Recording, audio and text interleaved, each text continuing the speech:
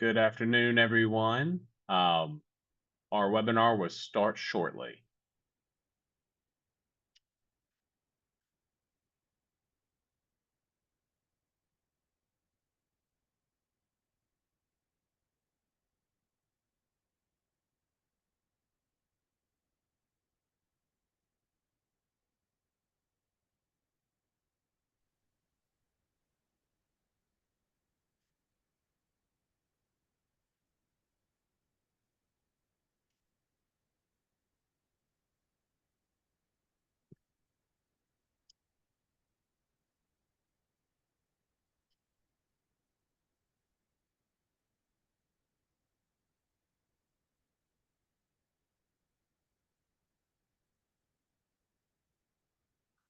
All right. Welcome to ECA's webinar on DOE AI infrastructure and energy initiatives, next steps and opportunities for development of DOE sites. This is our first webinar of ECA's summer webinar series. Next one will be next month. That being said, I want to welcome everybody for being here. We're expecting about 200 people to join this conversation today. So thank you for taking the time out of your busy schedule to learn what's going on within Department of Energy and the opportunities at DOE sites. That being said, want to remind everybody that this webinar is being recorded and will be posted at a later date once confirmed with the Office of Policy. Just to let everybody know, our goal today is to share information on DOE's data center and AI infrastructure initiative. We want to provide an opportunity for the audience to learn what the resource is, ask questions, provide feedback, and really have an engaging opportunity and conversation today. We have a great panel of speakers, which we'll get into shortly, but I do want to go through the webinar rules for everyone.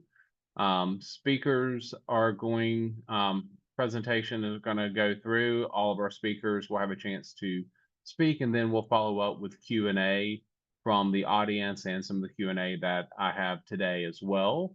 If you have a question that you want to ask our panelists, please type it in the chat so that we can see that and get that information so that we can make sure your questions get asked. Now, before we get started, we're going to introduce all the speakers. They'll all give a little bit more detailed introduction as they come on as to their background and who they are. But today we have myself. I am your moderator, Robbie Bennett. I'm the president and CEO of the Savannah Riverside Community Reuse Organization in North Augusta, South Carolina. We also have Kristen Ellis with Department of Energy. We have Neelish Narokar with Department of Energy. Rob Seifert with Department of Energy. Rob Corbin with Savvy Data Centers. Will Williams, who is the economic developer with Western South Carolina's Economic Development Partnership. Seth Christianberg with ECA, and AJ Ridge is our organizer today, and he will be helping us stay on track. That being said, I'm going to turn it over for Kristen Ellis to welcome and give us our presentation kickoff. Thank you. Good afternoon. Thanks, Robbie. And it is great to see all the names in here. It looks like we're already at over 100. When ECA was planning this event, it was really exciting to be a part of it, knowing how much interest we have for the various new activities coming out of this administration. I'm really happy to get such good participation in the conversation today. So for those of you who may or may not have familiarity with the Office of Environmental Management, we've been at it for 35 years, as the largest environmental remediation program in the world. And we're making a lot of cleanup progress. But what is really exciting to be part of the program now is how we're facilitating these next chapters and what this looks like beyond cleanup.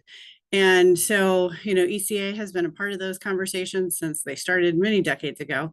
And one quick example to get the conversation started, I know, ECA was very instrumental in helping us to secure congressional authority under 10 CFR 770, which allows DOE to take properties, either real property or land, and transfer it to local governments or other community reuse organizations to facilitate future economic development.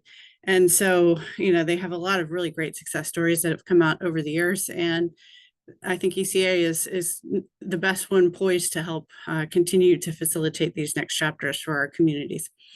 And I think, if you've watched the news at all for our new secretary and the new administration here at the Department of Energy, they're very focused on energy dominance. And so you may be asking yourself, well, then what does the largest environmental remediation program have to do with, energy dominance? And for those communities who are, living this already, they're very familiar with this history and this story.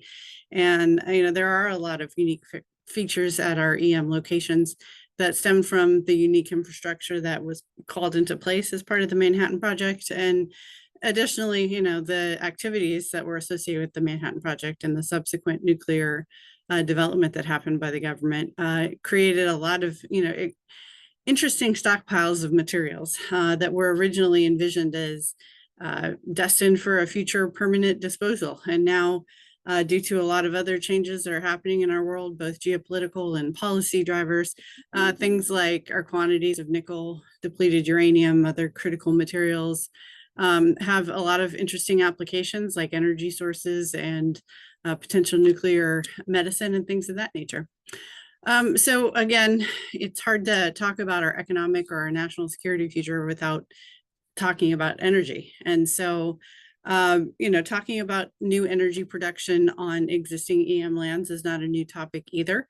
Our communities at Hanford and in the Carlsbad, New Mexico area, and also near the Savannah River site where Robbie is from, we've been talking about kind of energy development opportunities that support the long-term DOE mission. And I think, what's so exciting and what has garnered so much interest from folks on this call today is the potential to do even more than what we've already done. And so if you start talking about increasing energy production for our various mission needs, talking about, further facilitating successes in the national labs, and many of these national labs are co-located at our environmental cleanup sites. And then looking at, additional uses of things like 10 CFR 770, land transfers, and all of the tools in the toolbox to really kind of build what our future is going to look like. So hopefully this gives you some quick context to this, but I am not the main event here today. I know everyone is looking forward to hearing from the Office of Policy, so I don't want to monopolize our time, and happy to turn it back over to Robbie to get the conversation going. Thanks. Thank you, Kristen. Greatly appreciate that. Now we're going to start with our speakers. We're going to run through a few different presentations and overviews, and we're going to start with Neelish Narakar. Neelish, if you'd like to go ahead and get started. Welcome. Thank you, and really appreciate this opportunity to speak with you all. My name is Neelish Narakar. I sit in the Office of Policy. I'm the Director for Infrastructure Policy. And we have had the opportunity to help the Secretary look into a new and exciting program. In April, we released a request for information to inform the possible use of a leasing program on 16 DOE sites, and they would be used for rapid development of data centers and co-located generation. It's part of an effort for the United States to maintain our leadership in artificial intelligence, and this is a strategic priority for the Secretary, for the President. AI is of critical interest for national security needs, for economic needs, but electricity has become a tripping point for data center build. Has become a concern as folks are building out our data center capacity to train and run these new AI models. So we have the technology to meet this demand, and the department is broadly looking at opportunities that will help make sure that we continue our leadership in the AI space. There's a broad set of activities we're considering in that. one concept that's come up that we're exploring with this RFI, and that I'm glad to be able to talk to you all about today, is locating these data centers and co-located facilities on DOE sites. So the use of DOE lands and infrastructure can help support the rapid need to meet this AI growth. DOE sites are well suited to this, and so we put out an RFI that asked a broad range of questions around what it would take for a successful program like this to run. Critical in that was questions around working with the communities and around these sites, and we know how important that is to success of a project like this. And so we are asking for input from communities. We are asking for those that might be interested in participating in such a program about how they might engage the communities to ensure that this is a successful potential. This program, should it move forward, is a successful one. So we collected input. The RFI went out on April 3rd, and it closed on May 7th. And we had substantial interest. We had we had several hundred responses, and meaty ones with lots of insight, including from, I think, some of the folks that are on this call. We are going through and looking at those very closely. We're assessing the input that we've gotten, and we will share that with our colleagues here at DOE to inform what could be a potential program like this going forward. I welcome opportunities like this, in part to tell you about this happening, but also to hear from you about ideas that you'd put forward either in the comments or that you'd like to share here. So I appreciate being able to have a forum like this to have that conversation. It's important to get your perspective, and it helps shape these projects, it helps make these projects a success. So with that, I sort of wanted to lay out the broad framework and welcome the back and forth that we'll have in part of this conversation. Thank you so much, Neelish. Appreciate that input. So now we're going to turn it over to the private sector and give Rob Corbin a chance to talk about his perspective of this program, what's going on there, and really see how the private sector views this as an opportunity going forward. Rob, the floor is yours. Thank you. Can you see the slides?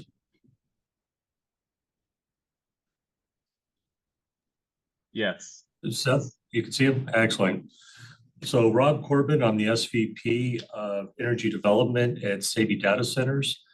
Savvy Data Centers is one of the largest privately held data center developers in the country, with multi-tenant facilities all across the US.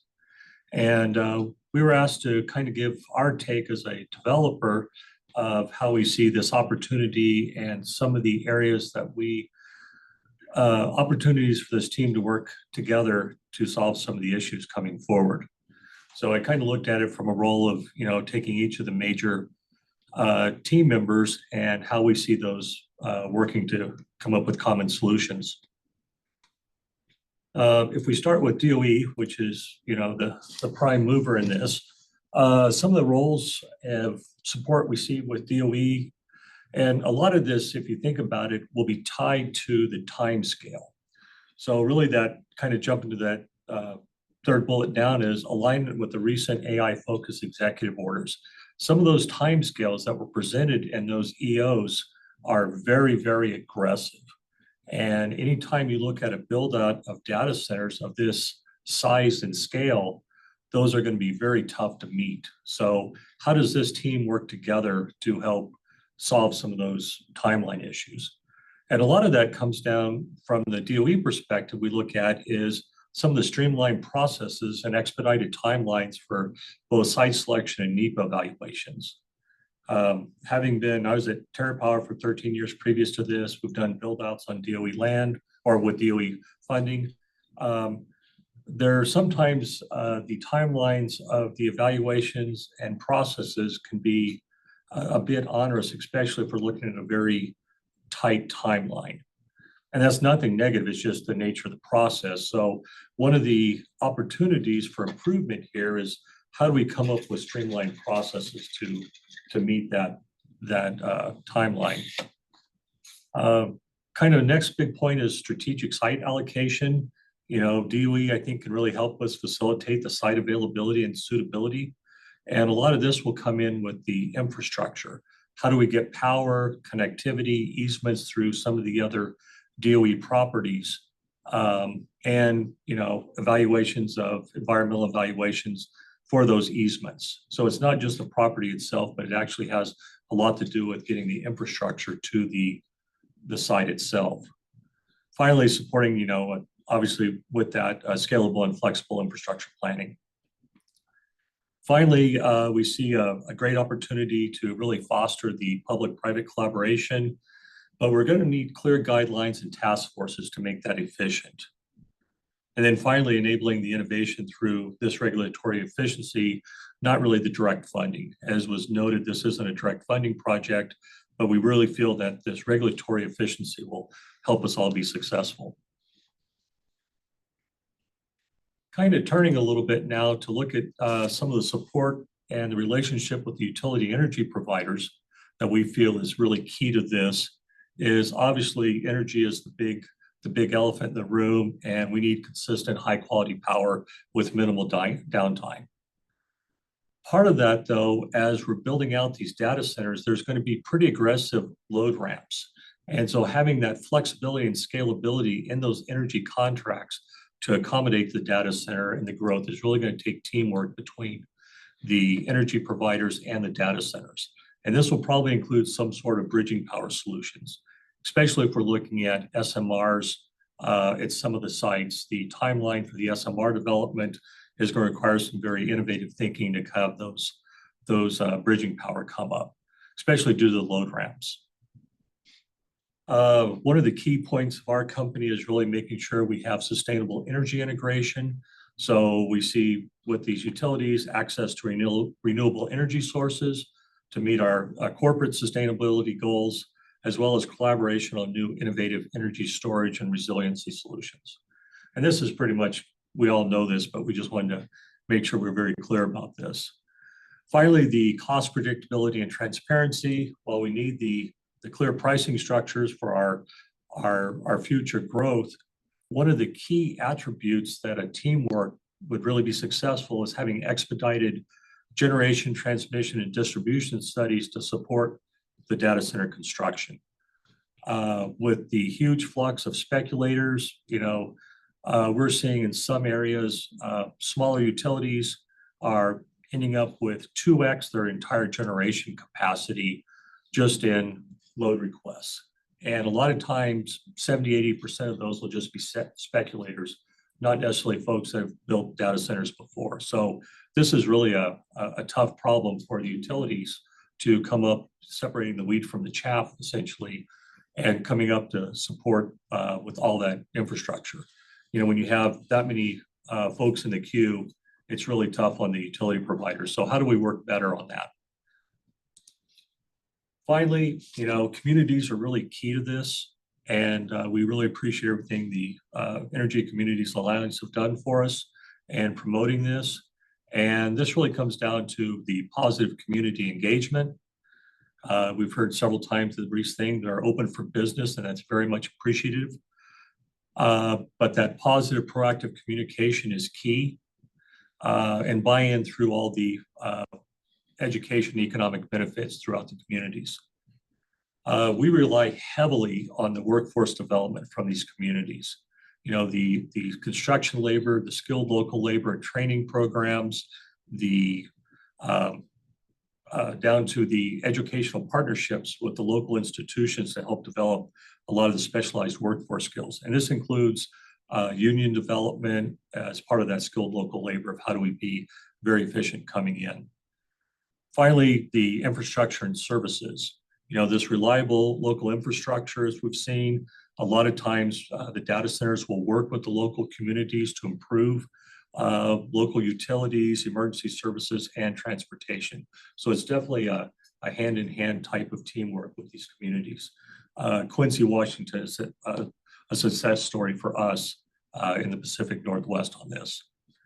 And finally, just the support for these auxiliary services. And again, this is really, the communities have to work really hand in hand with these data center developers. So kind of boiling that all down to what are the key takeaways, is DOE facilities with the streamlined regulatory processes and strategic land usage. The utilities providing the reliable, sustainable energy and streamlined power studies. And then the communities playing this vital role through the workforce readiness, infrastructure, and the partnership. And we really see these as three of the big takeaways of how this team working together can really make this opportunity a success. And that's about what I had. Thank you for your time. Thank you, Rob. I appreciate the presentation and the remarks, very streamlined, and I really appreciate the conversation around how do we work together on this. I think that's going to be a critical piece. There's lots of moving parts that I believe the communities, the private sector, and DOE need to be conversing about, making sure that we understand what the full needs and scope are.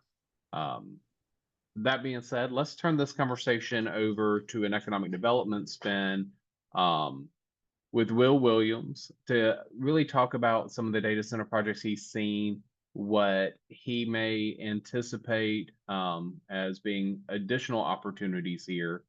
But I think, Will, I've known you a long time in the economic development world. Sounds like what Rob was just saying has a lot to do with speed to market and being able to meet demand. What are your thoughts? What do you have for us? Hey, Robbie, thanks a lot. I'm Will Williams. I'm the president of the Western South Carolina Economic Development Partnership. We serve 4 counties along the western side of South Carolina, where I-20 enters into the state of Georgia. So we've had, over the past 4 years, we've had significant engagement with data centers. We have one under construction right now, and we have several others that are in various stages of coming forward and being able to go to construction. What these data centers are going around doing, and there are a lot of critics of data centers, and pick your flavor about why people don't like them. But they're really an extreme necessity in today's world. As I say, they aren't making file cabinets anymore. Everything that you do is stored in a data center, whether it's your medical records, your banking records, anything, your work product, anything. It's stored in a data center somewhere in the cloud. And so there's the need. Also, with the advancement in AI, that increases the demand, but it also increases the power. And that is the number one thing when a developer or a company approaches us. I was on the phone about 20 minutes before this meeting began with someone, and I said, have you talked to the power companies? Because there is not a infinite amount of electricity available out there. Every state in the country is experiencing shortages of power, whether it be population growth, data center usage. In South Carolina, we've got those two plus our manufacturing base growth. So that's something you should focus on from a community standpoint. But the benefits are what we've seen are very, very significant. They provide a lot of property tax revenue to the county and or the city.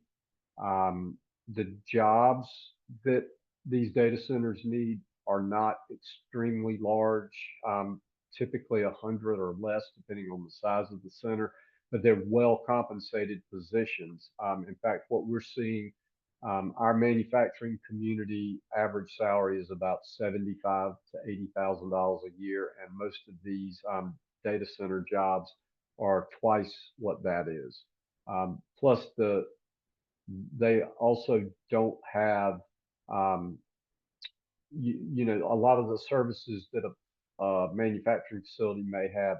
They won't, like someone to take care of the the grounds, things like that. So there's a ripple effect in the community, but it is low impact if you're in an area that's experiencing significant growth, because again, they don't need a lot of employees. Our area right now is more or less fully employed. We have a little less than 3% unemployment. Um, we also are just across the line in South Carolina from Fort Eisenhower, which is the home of U.S. Army Cyber Command, and many of these servicemen and women that are mustering out would have an opportunity, would stay in the area if they had an employment opportunity to go to. Well, many military bases have mechanics and different specialties. Everyone at the majority of the service members at Fort Eisenhower are in the technology field. So this allows us to keep another important part of the community after they retire or they separate from the service. So um, obviously, I am paid to say nice things about my community, but I will tell you the benefits of having a data center or one or more data centers in your community far outweigh the negatives.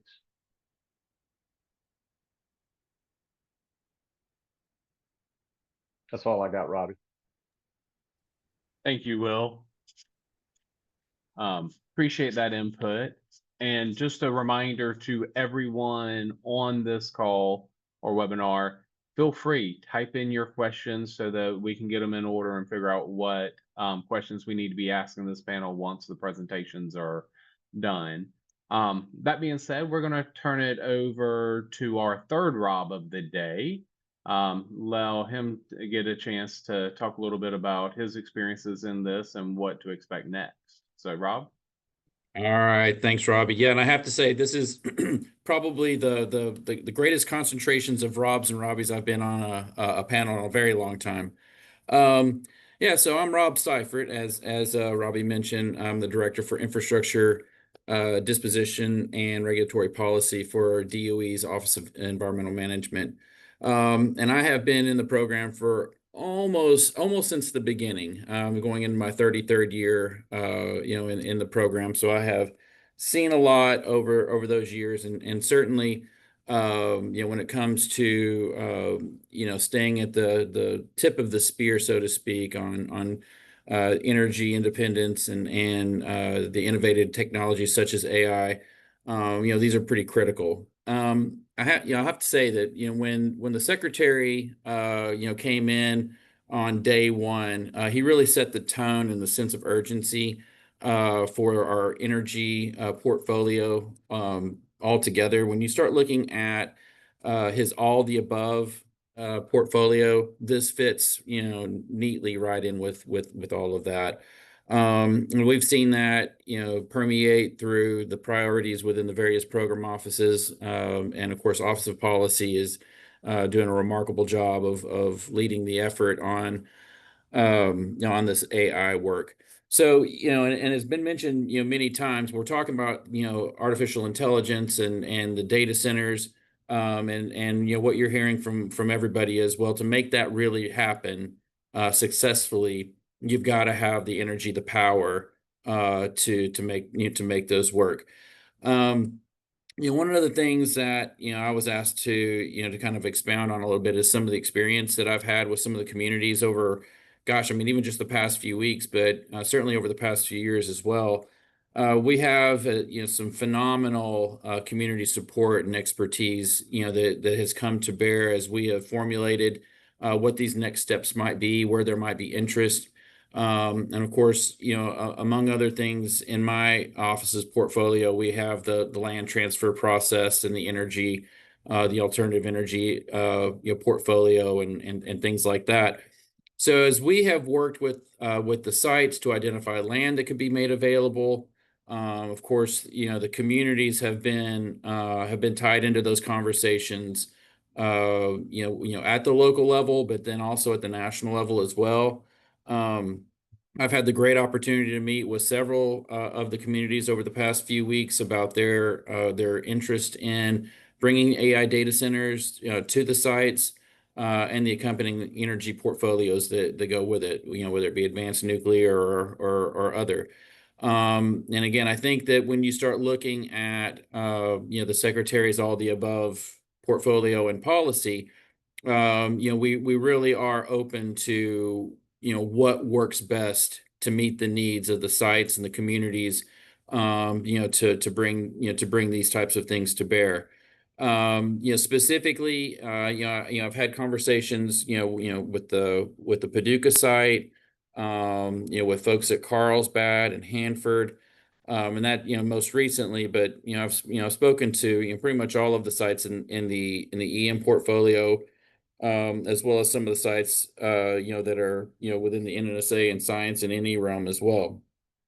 And, I think the common thread is, these communities, they want to be able to utilize the available lands to the maximum extent practical, to bring these types of things into the communities that are going to provide good jobs, are going to be, set, certainly the community, but also the nation, on course for that energy independence, to be able to provide, the available resources through those AI data centers, that are going to allow us as a nation to continue to be a leader and to even grow in that leadership.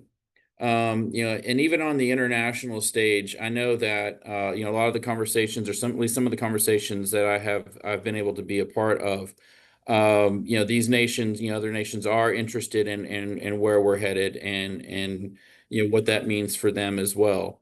So, I think, we're at the cusp of some real greatness here. And it's only going to happen successfully, through active listening, engagement, with the communities, with the industry partners, certainly with the Department of Energy and others that kind of come to play. So, we're looking forward to, continuing those conversations, and has been mentioned several times also, leading up to me taking the mic here. The listening part, can't be oversold. So getting to the Q&A, and getting engaged with everyone is going to be, really important. So with that, I'll pause my remarks, Robbie, and turn it back to you, and we'll go from there. Thank you, Rob. Great feedback. Up next is going to be Seth Christianberg. He is the glue that connects all of us to this conversation. So, Seth, what do you have for us? Great. Thanks, Robbie. I appreciate it.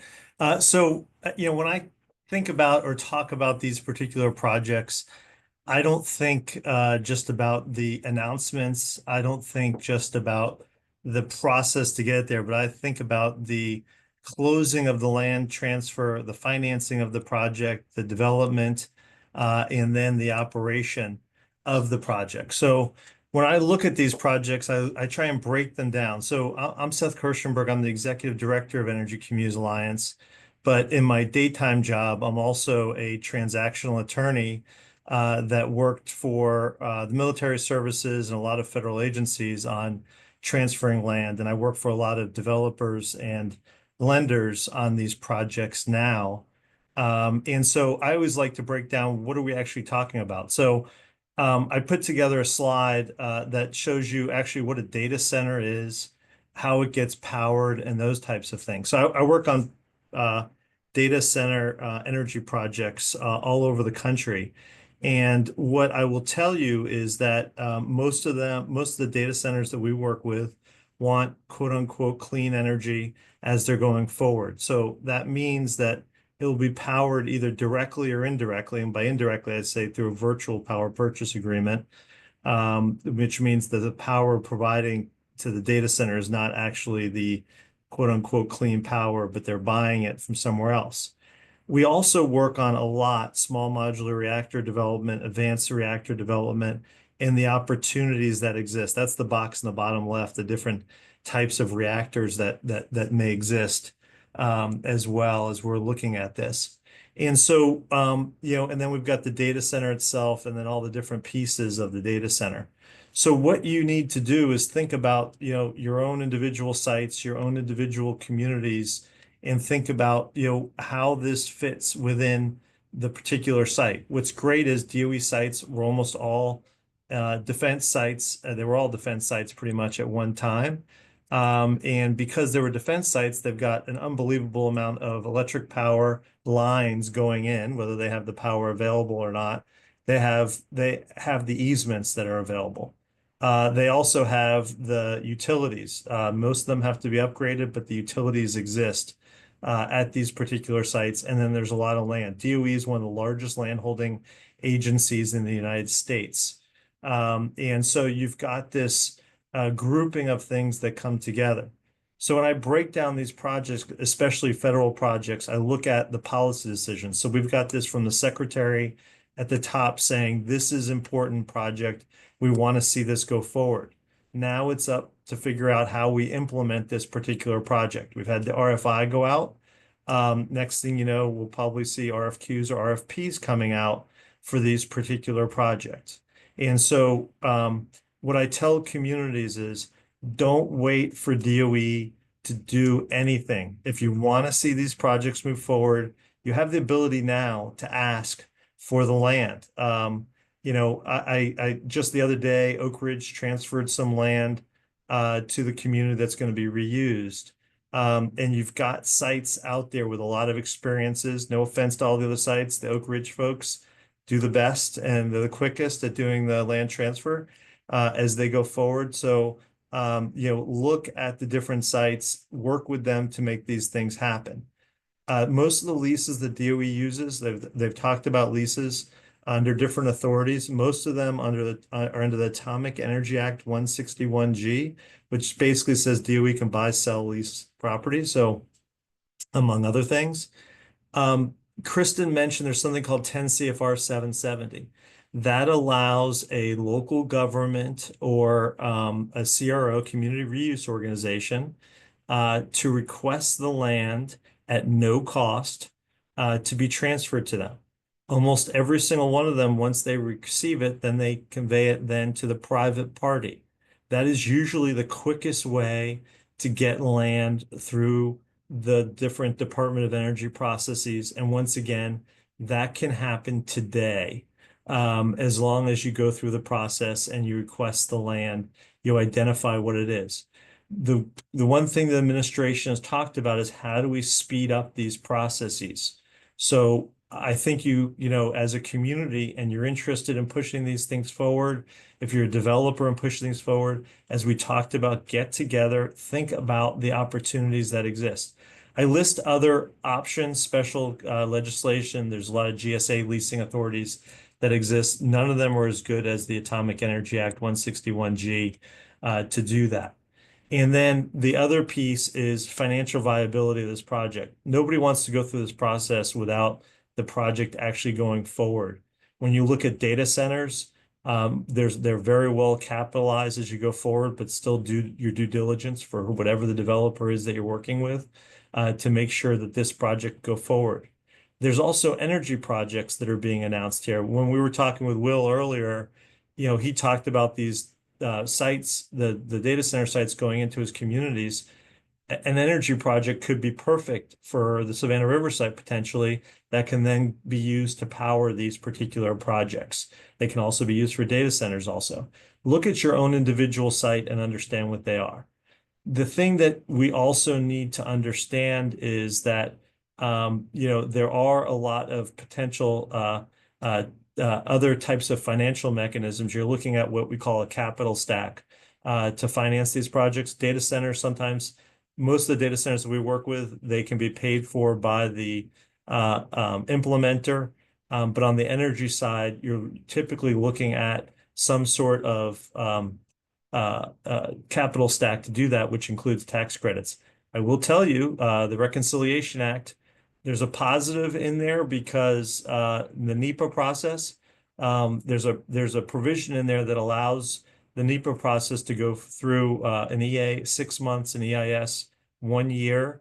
And if it's paid for by a third party, then there's no judicial challenge for that particular process. So that could speed up things a lot on federal property transfers if that law makes it through the Senate as well as part of the reconciliation. The reconciliation, though, got rid of some of the production tax credits and shrinks the years on the ITCs. But there is accelerated depreciation. So there's positives and negatives as you go through. We'll see what comes out of that, but that's important to recognize. The other policy decision is right now DOE hasn't identified whether they will be the purchaser or not of the property. They've only of the services coming out of the particular project, whether it's energy or it's a data center. If it's going to be a service, DOE can't just process this through a land transfer. They actually have to issue an RFP for services. There's something called OMB scoring. I'm not going to go into all of it, but if they procure the service, if DOE procures a service, they can issue a lease and the project can move forward without being scored. If DOE issues a lease first and then procures, there's a scoring issue, and then DOE wouldn't be able to necessarily move forward with that project. That's another call. Call me if you have any questions related to that. So as we're moving forward, due diligence process and the process to move forward, these are the different processes that DOE has to go through in order to clear land. Generally, I talked about the NEPA piece. They have to review and see if there's any environmental contamination. They're getting better. Some sites are really good at this. Once again, a site like Oak Ridge, they go through these processes regularly, so they have a team that knows how to do this. Portsmouth has been picking this up a lot. Paducah's going through it right now. But more and more of the sites are getting used to it. But once again, the leadership at DOE, if they put together, what we did in the Navy is they put together teams that actually were experts in all these things to actually help the sites move forward with it, including a contracting officer, which accelerated the process on the Navy side when they were looking for similar types of projects many years ago. So there are ways of accelerating these processes and everything else. And if the NEPA law passes as part of the reconciliation bill, then you'll have a much shorter time period. So in conclusion, there is a process that you have to go through. There's a legal and administrative process. DOE is learning the process. It's a transactional process. Know the rules, and that there's a lot of upside potential depending on what you're using and what you're doing. So I'm the last speaker, Robbie. Now we can go to questions, and don't forget to put your questions in the Q&A. Thank you, Seth. I appreciate that. Great information. And to your point, we are going to go into Q&A. So I'm going to ask all of my panelists to be ready because we're going to start quite a few questions. We've gotten several from our webinar guests, and I have some that I think we all have seen, but I'm actually going to start with Seth because you brought up some interesting pieces on the land transfer, and some of our other people have brought it up as well. With the NEPA process, how much faster will the reconciliation bill allow for this process to go through? I know we've seen it here at Savannah River with one of our local communities wanting to say, hey, can we go ahead and just will fund the studies to get it done? And it hasn't been able to be done that way. I always tell everybody right now an EIS takes about 18 months to go through. The reconciliation law says for an EA, if you pay for the process, 6 months, and it can't be challenged judicially. EIS, 12 months if you pay for it once again, and it can't be challenged judicially. So it's the change in the law, which is significant, and it changes the process and the timing significantly as well. And can that process be run concurrently, Seth? Yeah, and you only need to pick one, either an EA or Yeah. EIS. You don't need to do both. So it would be the 6 months for an EA or the 12 months for an EIS, depending on the project. Excellent. Rob Corbin, bring you back on for a second. from your timeline, as you're looking at your projects and trying to get things to market, how does that timeline work within your development schedule? The 6 months is a very good timeline for the EA if that's all it requires. Because we're starting to look at, depending on the amount of infrastructure that we have to bring in, we can easily have 18 months for some of the long lead items, transformers, substation equipment. So that's one of the big, that was probably the two biggest ones are the EA and then the transmission studies with utility providers. And once you get through those, the long lead equipment is the third stool, or third leg on the stool there. Okay, excellent. Does that also, one question there on the NEEP, does that also include the aviary and archaeological studies as well? In Yeah, that they, EA? yeah, so in the 106, the historic preservation, so all of those are integrated within that process. And so, yes, they should all be integrated within that. So with all that said, this is a reconciliation bill law that just, showed its head about 2 days ago. That particular provision, it passed the House last night. The Senate is now going to take it up. So we'll see what happens as it goes through that process. Excellent. So Neelish, we've got several questions for you.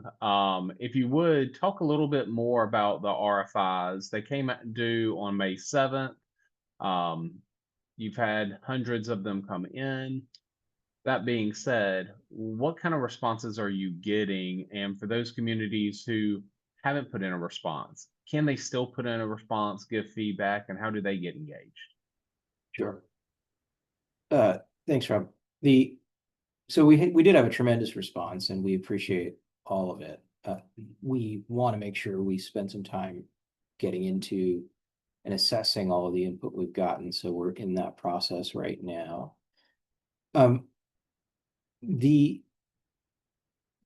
Getting that, so this is a data collection exercise, right? This is an information collection exercise for 16 different sites. Each of them are unique and have unique features, and so we are pulling all of that together, assessing that now. We wanted to make sure up front, at the front end of this whole process, that there was opportunity to get community input. I think there's going to continue to be, as we proceed, opportunities, including, here in this conversation. So I would expect, some folks that are on this call to share some ideas, and I'm keen to hear them. And all the way throughout the development of the project. And in fact, if you look in the RFI, the way we frame it is, we're also asking for community for potential interested parties, developers, to be talking about how they might engage communities and local governments and so on. And I want to, if I could, just take a minute to talk about one of the issues that Rob raised, and some of the issues around dates and what's in the RFI, and clarify a bit about we, as you can probably tell from some of the dates that are in the RFI, are looking to move quickly.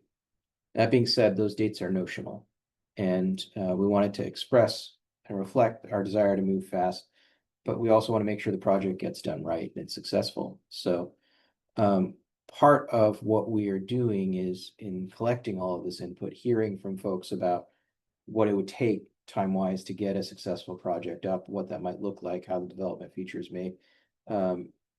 what development features could happen in what time frames. So I wanted to make sure we made clear that we are still in the data collection phase, the information collection phase, and designing how this looks will be based on that information that comes in.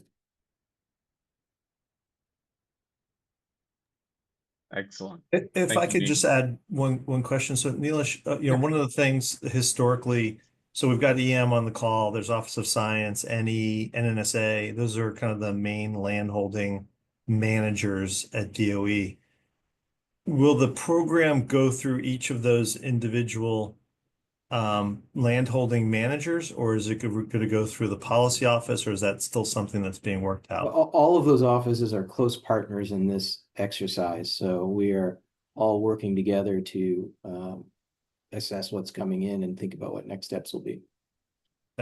And maybe, my question is more specific. So let's say you're the Savannah River site, NNSA is the manager. Is it NNSA then is going to be the party that's going to be kind of managing the land, the lease process? Yeah, I think that's part of figuring out, I don't know that we have specified all of that yet, but we're going to be managing and talking to all of those offices and all of the sites to make sure we've done it in a way that everyone's happy with. Thank you. Excellent. So we've got a lot of questions about the land itself. What type of land requirements do we have? Do we need? How many acres are we expected to need? I'll ask this in two questions, one for DOE and then one for Rob, from your side from a private sector. But how are we going about which sites make sense? It kind of goes back to Seth's question when it's looking at an NNSA site versus a cleanup site, up your EM site. How are we going about the lands that make the most sense?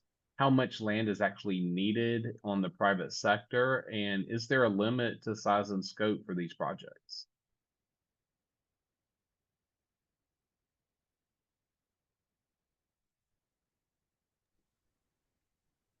So Robbie, I'm not sure who you were asking that question of, but I can kind of jump in here a little bit. I guess the way it'll work is, we're looking certainly for the interest from the communities, the industries. I mean, they're saying we'd like to work at site X, or we have, different types of interfaces with the local communities. Certainly we're pairing up sites that have available land of various acreages, and that really depends. When you look at a site like Paducah, much smaller, footprint, you're looking at, less than 750 acres, maybe less than 700 acres, inside fence, and then, a little bit of a buffer zone around that versus, sites like Hanford or Idaho or Nevada or others that have much more land available. When we went through a first round of energy projects back in 2023, we were focused on larger tracts of contiguous land, more than 2,000 acres of availability, which obviously cut out a lot of sites that had some smaller parcels of land. So I think that there's kind of a two-pronged approach, at least, where we're looking for sites right now that have land availability, and certainly available infrastructure and all that kind of goes along with that. And then pairing that up with respondents. So as Nilesh is saying, we're all engaged in this process of all of these responses are coming in, and there's a triage of where we have some program intersections. Certainly in a case like Savannah River, as was mentioned, where NNSA is the landlord, and we have some equities, there's partnerships there. So where EM has equities at Los Alamos or Savannah River or Idaho, we're leaning into those program offices who are the primaries. They would be the lead for all of that. But to the extent that we can support or input to those, we're doing that. And so again, I think it's the two prongs are, again, looking at sites that have available land, and then pairing that up with respondents who can do something with that. The crux of it too is going to be working with the communities, like I said, in my remarks, where you have Paducah and Carlsbad and so many others who have come to the table and said, we want that here in our community. And so now you have that perfect nexus of community support, land availability, and industry who wants to be there. that's the obvious sweet spot. So for us, it's how do we facilitate, that kind of nexus and getting all of those kinds of things put together. Nilesh and his folks are doing a remarkable job of helping to kind of pull all that information together. We in the program offices are, looking at, at our sites and working with our sites to say, hey, let me know how much land you have available, whether it's a few acres or hundreds of acres or thousands of acres.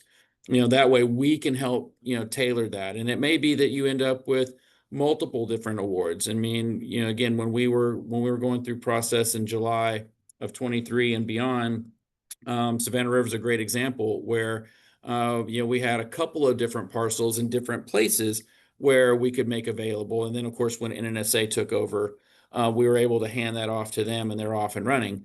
But yeah, I think it's going to be a tailored approach, and I think it's going to be really important for us to all be transparent about what the needs are and the wants are, and where where you have community support to make it all happen. That's the sweet spot. So, Rob, thank you for that. That's extremely helpful. It sounds like this isn't just, hey, let's do one data center at one site. It's a willingness to make partnerships at any of the 16 sites going forward if it makes sense from a private sector developer. Is that fair to say?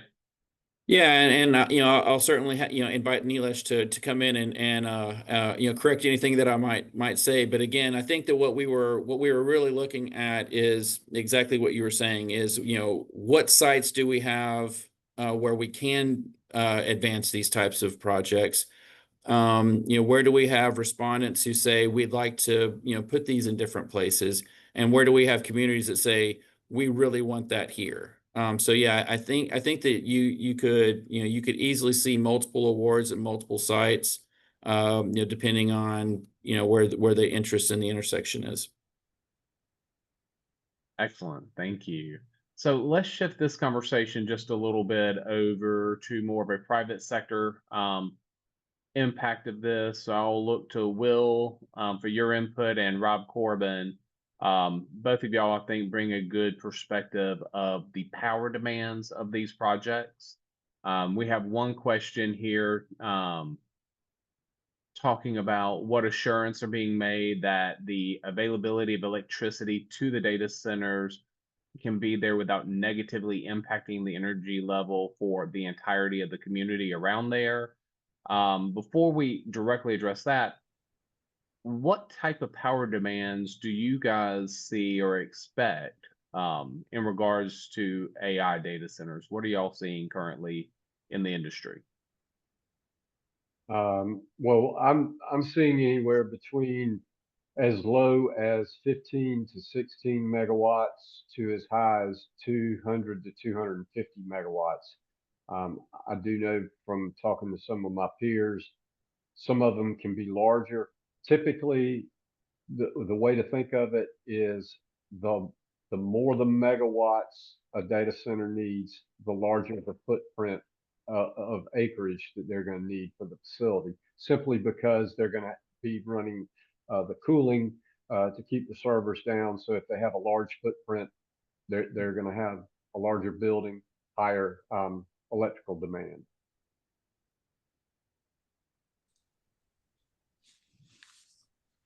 Absolutely, Will. Good lead in there. If you want to just a kind of a rule of thumb, you probably want 1 to 2 megawatts per acre. You get to 2 megawatts per acre on a data center build out. And that's not a hard number, just kind of rule of thumb. If you get above that, it's pretty tight.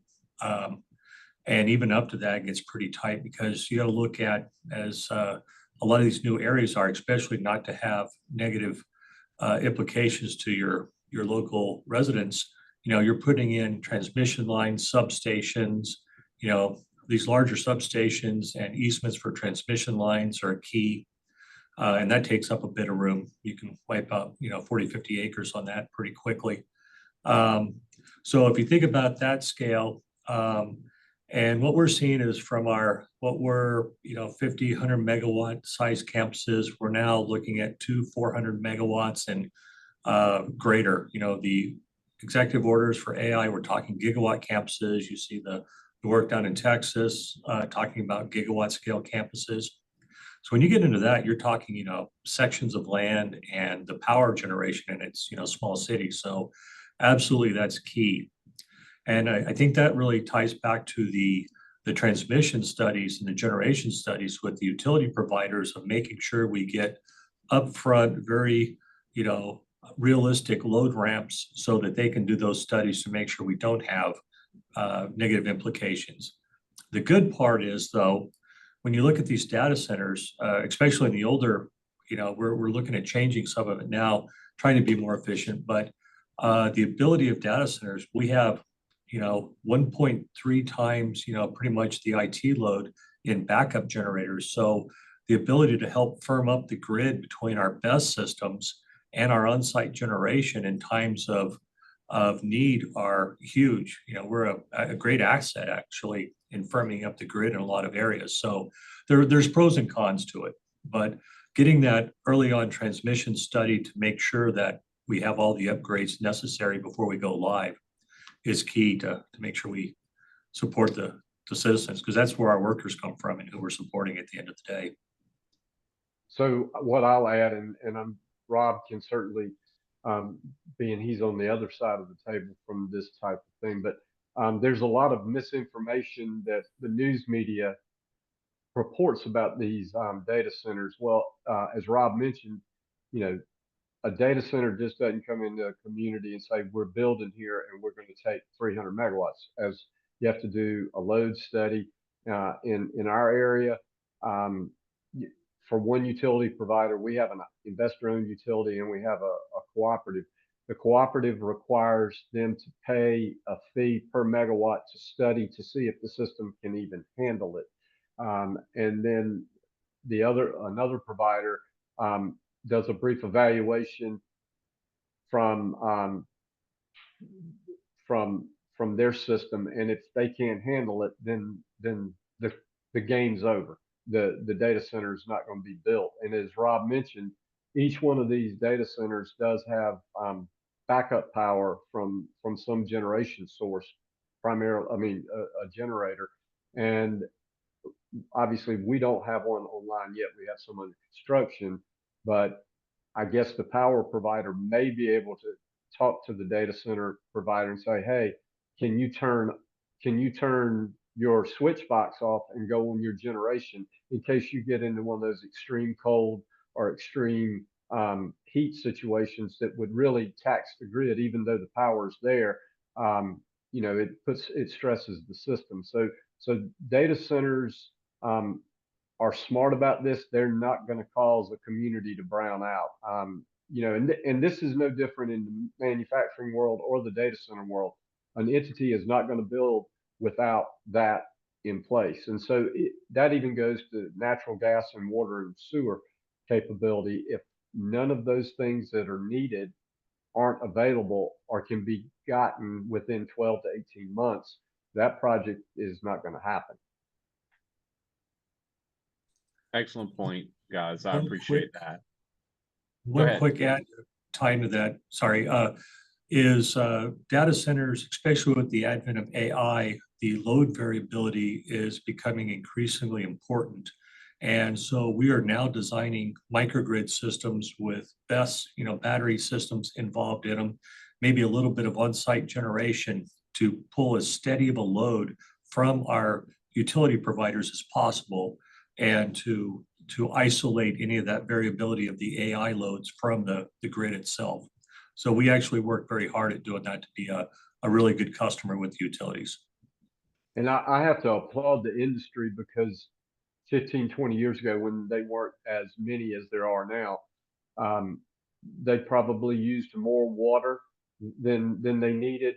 But these companies have listened to the feedback that they've been getting from the communities, and they've gotten smarter about how they're doing things. Our Meta data center, now don't ask me to explain this, but Meta is going to be water positive throughout their footprint by 2030. That's one of their goals.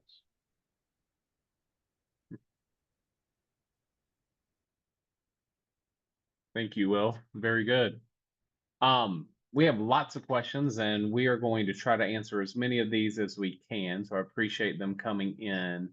I want to go back to some of the first ones that came in a little bit.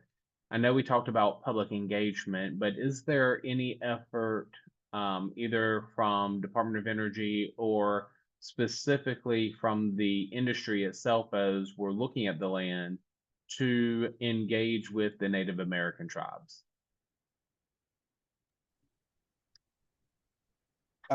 That was in fact part of the sets of questions we put out, is not just, I mean, we specified tribal consultation as, yeah, how, one, to get their feedback, but also about how companies might be thinking about getting that input, or how companies might suggest a leasing program might, or a development on a lease might collect and continue to collect input.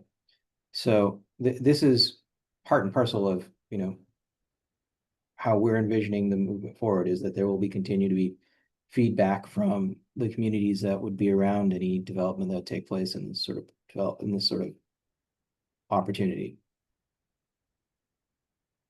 And if I could say just a word about the power question that came up earlier, that is very much on our minds too, at the Department of Energy. It is in fact what's driving part of this, is that it's not just about the data center, it's also about the power. It's why the program that we're looking at here is both, right? It has opportunity for both the data center, but it also has opportunity for generation on site. And that isn't, that is a feature that is intentional, because we want to make sure that along with bringing on the compute capacity, that we're bringing on energy additions too. And if you listen to the Secretary Wright talk, he will talk about his concern about electricity costs and making sure that folks don't have electricity costs go up, or have electricity reliability concerns created because demand as a nation is going up. So we see this as part of the solution to the broader economic trend here, and it's one part of many things that the department does, but it is something that we have on our mind. Nalish, would it be fair to say that these data center companies, obviously, I just talked about how they've worked on their water usage. Have they had conversations with the department? Because in my mind, as I look at things, they could help solve some of these power situations that we're in by partnering with the department. We have extensive conversations with sort of folks throughout the supply chain on this, on different technology vendors, developers. So we I'm glad you mentioned that, but yes, we do talk to folks dealing specifically with the water problem, as well as the data centers that are broadly looking at those solutions. And Neelish, thanks for bringing up the energy piece. So we held a meeting just a couple of weeks ago. Rob Corbin participated. We had a lot of the advanced reactor developers meeting with states and local governments and tribal governments to talk about this project. Kristen Ellis actually spoke at lunch about this program and the availability of it. And this was before the May 7th deadline. So we were suggesting to everybody to definitely respond to it. One of the things that you'll see from a lot of the 16 communities, plus the other communities that actually have DOE sites as well, most of them are interested in hosting advanced reactors potentially at their sites. And when we were talking with Will and Robbie, one of the things we looked at was they need additional power in their area. And so those are the types of things where if we can get folks like, Rob Corbin together with some of the, advanced reactor developers, with the communities, the tribes, the states, we can look at those types of things and the potential opportunities that can grow out of these projects. And that's one of the good things about this initiative. It's helping that conversation occur at a lot of the sites. So, the more we talk about this, the better it is, because most of our communities are looking at how to attract these types of businesses. We look at the advanced reactor piece as helping with economic development and growth in the community, because it brings that extra power source as well that can attract different businesses, AI data centers and others. Well, Seth, I'm thrilled to hear that. And I'm sure the secretary would as well, to hear that conversation happen. He talks a lot about unleashing energy, and he talks broadly about different forms of energy. But he's also made clear the priority he puts on nuclear revival in this country. So that is, I'm glad that conversation took place, and I'm looking forward to seeing the comments that came in around that. Thank you, Seth. Thank you, Neelish, on that. I'm going to go back to another question, Seth. This one's going to be for you. We've gotten a couple variations of this, but if Department of Defense land has been cleaned up or is approved for civilian use, might there be an opportunity for Department of Energy to gauge in that site as well through this program? So, each federal agency manages each of their own individual land. So DOD actually has its own authorities and processes. But I know that, when I talk to my colleagues who work for the Navy and for the Army, they also have potentially excess land, and the communities around those sites, similar to our communities, are also looking for opportunities for this type of thing. So I think you're going to see a lot of different federal agencies looking at how to promote energy and data centers. Once again, the largest landowner in the United States are these federal agencies. DOD has a little bit more land than the Department of Energy. And so, you've got these very large properties where, there potentially can be, redevelopment. And there actually is and has been a lot of redevelopment at the DOD sites as well. Excellent. So there's been quite a few questions that have come through regarding cybersecurity and any efforts being taken to make sure that any data center coming on the site meets the standards necessary for Department of Energy and NNSA to ensure that security of the current missions are protected. Has that been a part of this conversation at this point?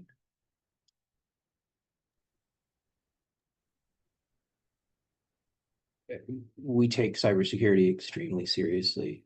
It is a key part of our mission.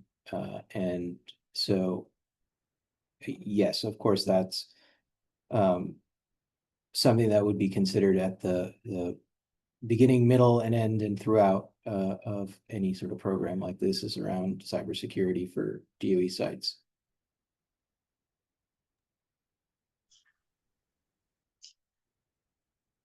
So we just had a question come in talking about some of the benefits for leasing on DOE property, and one of those benefits being no property tax being owed to the local community. I know from my perspective with the community reuse organization, I know Will shares the same concern. I'm sure a lot of our other counterparts on this call will as well. What are the thoughts, or what is the path for going forward on this to ensure that companies have an ability to be successful on the site and meet their needs, but also making sure that the communities receive some level of benefit to the investment? I know investment that we've seen is anywhere from 20-50 million dollars up to 10-15 billion dollars. That's a lot of lost opportunity for a community. Are there any considerations being looked at for that as this project moves forward? So, Robbie, I think, breaking this down, state law defines whether something's taxed or not. And so what happens is when you have a private development on DOE land, even though the underlying land is not taxed, the private activity, as long as it would otherwise be taxed in that state, would be taxed a similar way. So DOE, most of its land is, and this goes way into too much, but the way the federal government owns the land also defines how these things work. So if it's exclusive jurisdiction, then there's a question of how the federal government actually acquired the land from the state to determine whether taxes exist. Most of DOE land is not exclusive jurisdiction. It's concurrent jurisdiction, which means the state law applies. So most of these projects would probably be taxable. The question also went through PILT and whether payment in lieu of taxes would then be abated or not. And that would be a negotiation with the landholding, office of whether it would be or wouldn't be. Obviously, the local community is going to argue it wouldn't. DOE usually argues it would be abated, and that's where the discussion begins. Thank you, Seth. Appreciate those remarks. I want to go back. We've received quite a few questions here. A lot of interest in making sure local stakeholders are engaged and understanding the transparency of the process.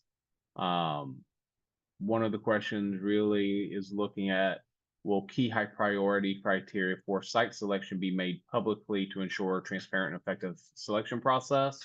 I want to take that question a step further. As these projects are being looked at, it's my understanding that the companies are giving Department of Energy what their site requirement and site needs are, and then looking at the different installations, facilities as to where makes sense for that footprint. Will their information be shared for what their needs are, or is that going to be not made publicly available, or will Department of Energy actually make the site requirements publicly available so that there's transparency in the process?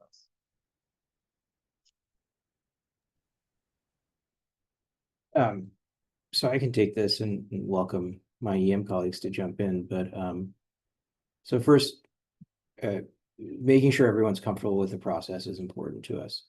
Now, we've gotten in quite a bit of input, including folks, companies sharing some information that, as in the RFI we mentioned, we aren't planning on releasing the comments that had come in on this. I think we need to synthesize it, and then we need to sort of assess it. And part of that assessment will be thinking through what the criteria ought to be as well for a successful program. The other thing I should mention is that this isn't like necessarily a sort of a once and done kind of situation either, right? We're still figuring out what the contours of this are. We are really at the information collection stage in a very real sense. So it could be that we would see some, how many sites move forward, when they move forward, that's still all information that we would, that's still all sort of thinking that we're going through and will base on the input that we're getting. And so I don't have I guess, maybe one way to put it is that, based on what we've gotten in, we'll sort of start thinking through how to move into the next steps. But we want to make sure we're working with the communities around the sites to make sure that they've got the information they need for anything we might move forward with in a given location. And to hear from them as we consider that. And Nilesh, I can jump in and add a little bit on that as well. Because when we did the Clean Up to Clean Energy, work, we wanted a transparent process, where, there was a kind of a global collection of information, which is exactly where you are right now. And then it was, okay, now we're going to connect, these various industries with the sites. Then let the sites kind of manage their own RFP or RFQ type of a process.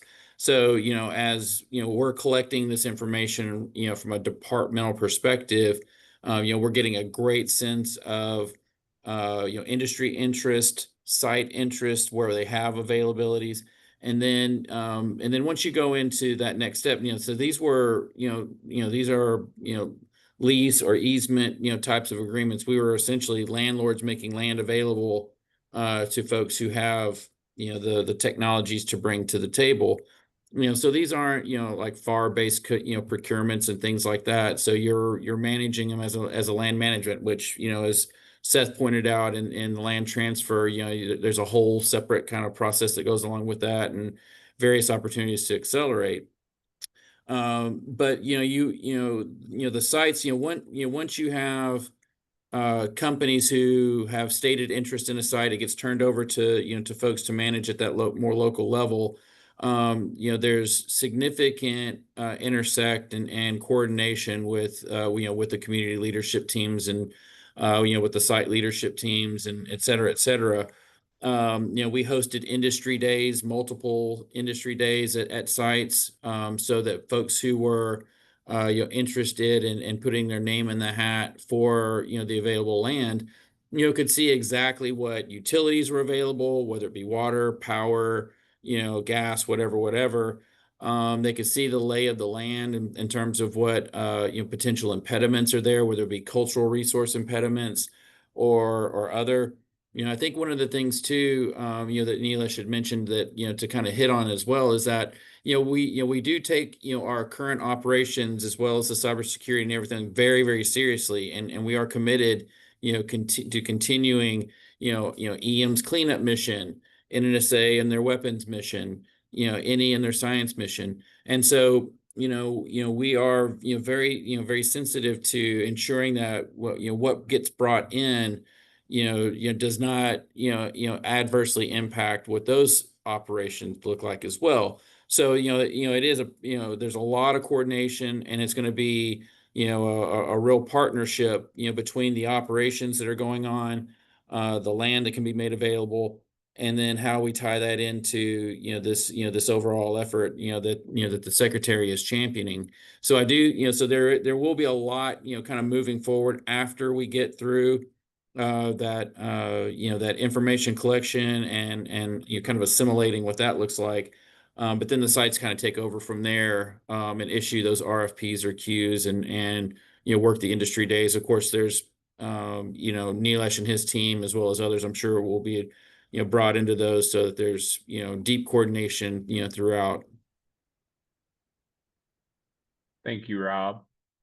One of our questions goes, some of the biggest barriers we're hearing, and we've talked about some of these, for those who are interested in this private development, include water, wastewater treatment, making sure all the right utilities are in place for these projects. And a lot of these sites are a little bit further out, may not have service that is needed for these facilities in place. Will there be federal resources to help with infrastructure upgrades at these sites for these projects? Or is that upgrade expected to be developed by the private sector directly?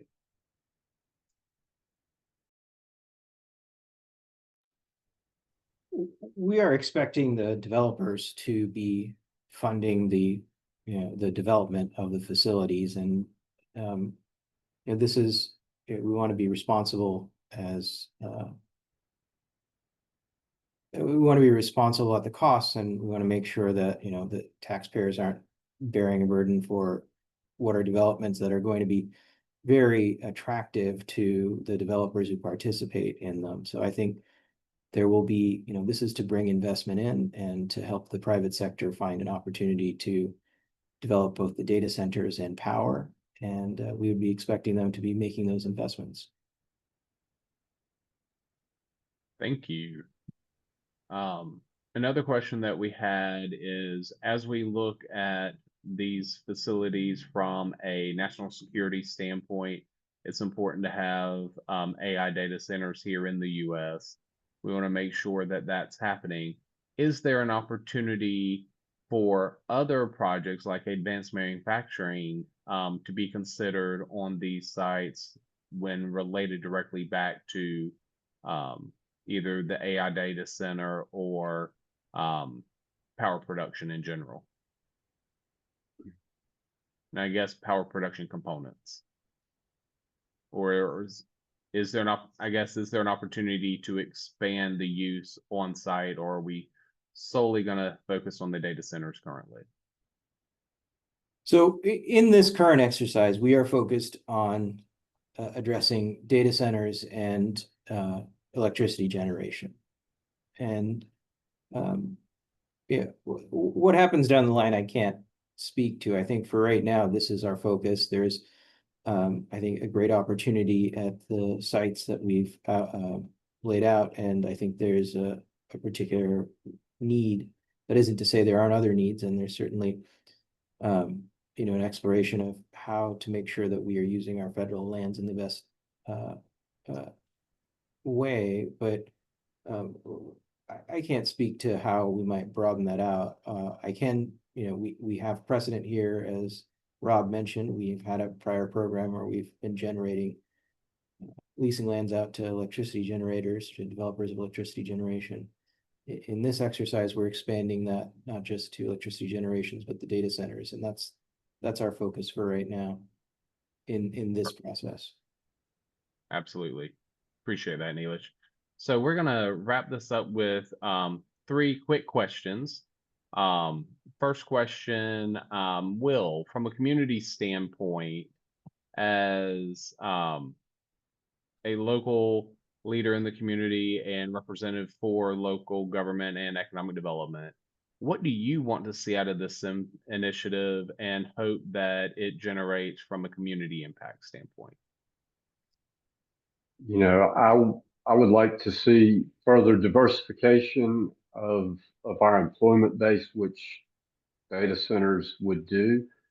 I also would like to be able to see some of the land around Savannah Riverside, on Savannah Riverside, be able to be used and be able to partner with the Department of Energy to find solutions.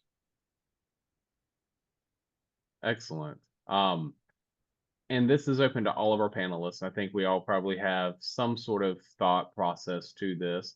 What's the biggest concern or biggest challenge that you see that could impact the success of this program? And how can we all on this call and throughout the community work together to address that?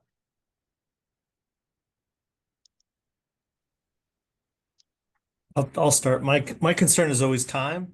So it's getting these things up and running, getting everybody to kind of move forward, and then keeping making sure that leadership at the department is focused and wants to continue to move forward with it, and gives it that it makes a huge difference that this is a secretarial initiative. And getting all the other offices to then follow really relies on that. So I want to see this go forward. I want to see this be successful. As I said, I want to see closings, I want to see financings, I want to see these projects being built. So it takes everybody kind of pushing on that. I know our folks are going to be doing that, and it's not just at the department. It's important for people on the Hill to know that this is an important project. It's important for the industry to know that these facilities are available. It's important to talk to people like Rob and Will as we're working through these things to make sure that at every site, you've got people who are focused on it and trying to make it successful. Yeah, and I agree with you, Seth. I think time is going to be a major constraint, and I think that when you look at the sheer volume of the work that's coming in, it's absolutely heartening that we have so much great interest at the sites and with the communities. And I think one of the things that we'll be really looking at is building on the efficiencies that we've already gained. We know we can do better when we start looking at processes for land transfer, and we look at processes for all of the bits and pieces that kind of come into play with that. So I think that's one of the greatest lessons learned that we got from the Cleanup to Clean Energy. Like I said, we made some, I think, great strides in efficiencies as a part of that process, moving very quickly from concept to actually, getting some of these lease agreements in place. But I think when you start looking at, sites across the complex and so many of these data centers that we're wanting to bring on, I think it really is going to be trying to work with you and the communities, et cetera, to figure out how to make the processes even better. So that it's easier for folks who want to bring these in to make them happen, with the sense of urgency that the secretary is really instilling. And I would probably add the timing standpoint as well. The private sector, who may not be used to working with the government, might have some time is of the essence scenarios, and we know that the department is going to be moving as expeditiously as they can, but that may not be timely enough for the private sector. Excellent, guys. I appreciate you being on this panel today and the feedback. We had a lot of questions, and we'll keep looking at all these questions to make sure we can answer and address any of the concerns that are put out there. So to everyone on the webinar today, thank you for your time and your patience.